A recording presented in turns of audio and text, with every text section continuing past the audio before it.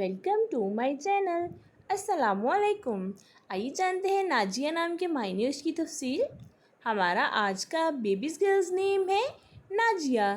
नाजिया के इंग्लिश में स्पेल्स हैं NAJIA नाजिया।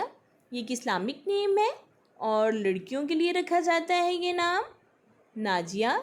ये अरबी ज़ुबान का लफ्ज़ है और इस नेम के मायने हैं निजात पाने वाली नाजिया।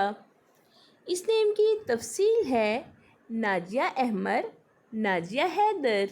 इस तरह से हम ये नाम रख सकते हैं।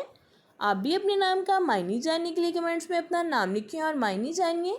एंड अपने नाम की स्पेशल वीडियो बनवाने के लिए भी आप मेरे कमेंट बॉक्स में अपना नाम कमेंट कर सकते हैं।